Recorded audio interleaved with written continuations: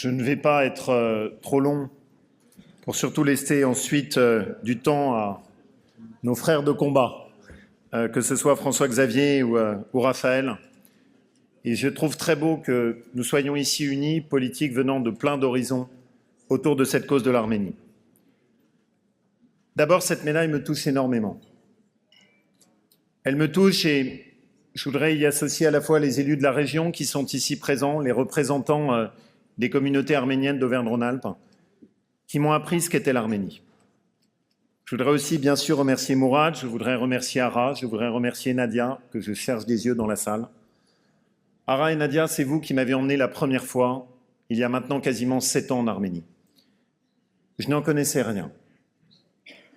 À l'image malheureusement de ce que sont beaucoup de nos compatriotes qui n'ont pas été élevés dans l'apprentissage et l'histoire de ce qu'a été le drame de l'Arménie. C'est sans doute le voyage que j'ai fait qui m'a le plus transformé. Et j'ai été, comme j'aime à le dire, traversé par cette Arménie. Celle des monastères qui sont assis sur la roche, celle de cette jeunesse merveilleuse de Yerevan, celle de ce courage de ce peuple qui ne ploie jamais.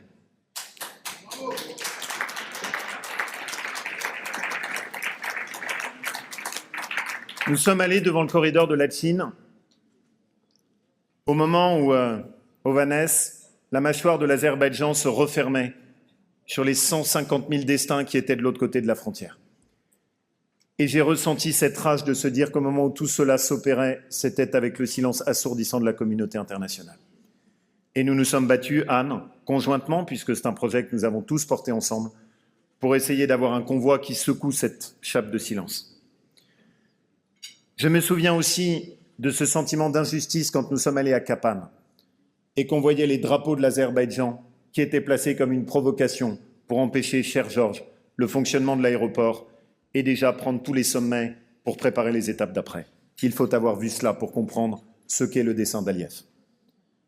Je me souviens aussi de ces leçons de courage, lorsque nous étions avec les étudiants de l'université franco-arménienne.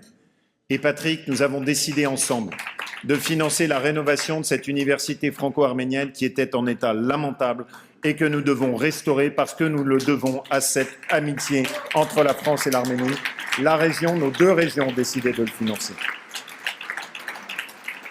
Cette leçon de courage d'une étudiante qui avait perdu son frère pendant le conflit en Artsakh et qui était là bien debout et qui n'était pas décidée à baisser le regard.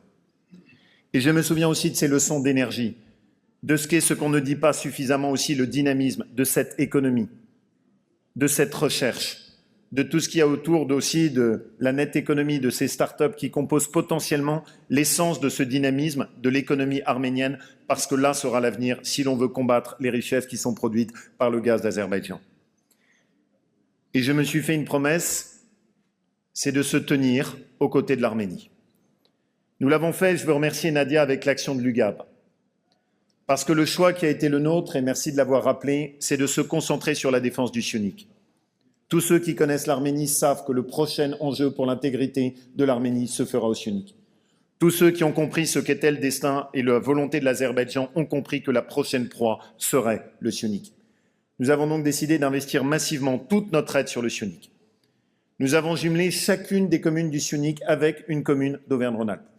Et nous avons porté des projets qui sont des projets de formation, des projets de développement économique, des projets de soutien à ce qui est la santé, parce que la volonté de l'Azerbaïdjan, c'est d'isoler les villages les uns après les autres pour pousser la population à partir de ce que sont les territoires ancestraux du peuple arménien. Ce combat-là, nous l'avons mené ensemble.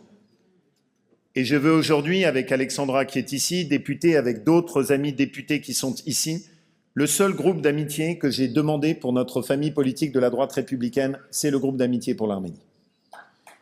C'est le seul que je souhaitais avoir. Et nous allons travailler tous ensemble.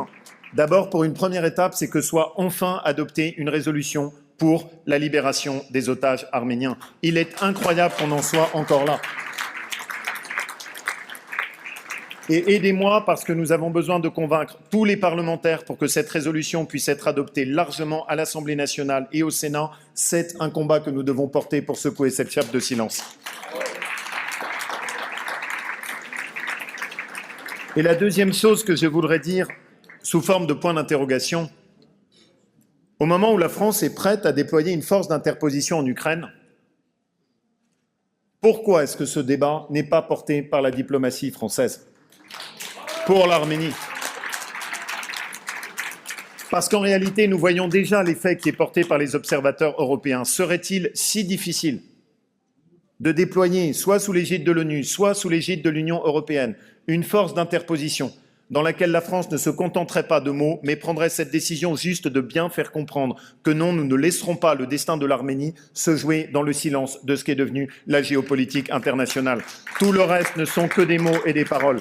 La seule chose qui peut permettre d'assurer sur la durée l'intégrité du territoire arménien, c'est qu'à un moment, l'Union européenne fasse clairement savoir qu'elle est prête à mettre en place une force d'interposition qui puisse permettre de surveiller les agissements de l'Arménie. Les observateurs européens ont déjà permis de mettre un taquet. Le seul taquet durable sera une présence durable de l'Europe dans cette zone du monde. C'est notre devoir, à un moment où les États-Unis ont décidé de ne plus être les défenseurs des peuples libres.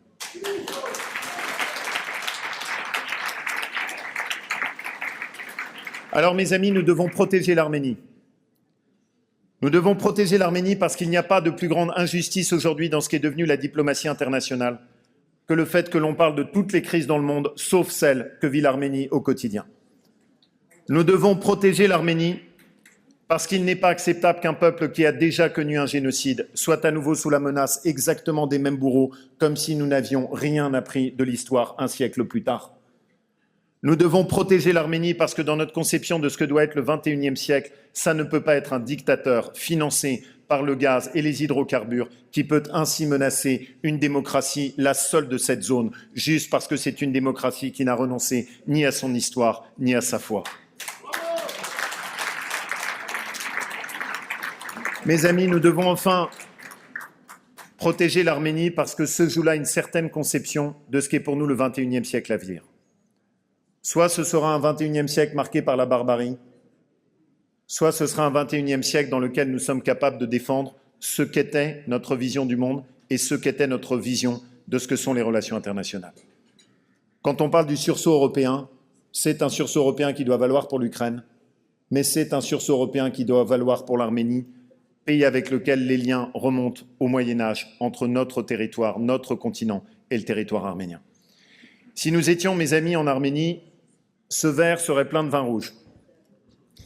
Si nous étions, mes amis, en Arménie, par exemple à Gorish, là où les caves sont pleines et où les cœurs sont généreux, ce verre serait plein de vin rouge. Si ici quelqu'un comprenait mon message, il me tendrait un verre de vin rouge. Je suis preneur d'en avoir un, par exemple le tien, Vanessa. Merci à toi. Si nous étions en Arménie, nous conclurions nos discours par cet appel qui est un appel retentissant qui, pour moi, résume toute l'âme arménienne, Genats. C'est-à-dire à la vie, mes amis, à la vie des otages arméniens, à la vie d'Artsakh, à la vie de Syunik, à la vie de l'Arménie et au devoir de la France de protéger l'Arménie. Genats, mes amis, à la vie.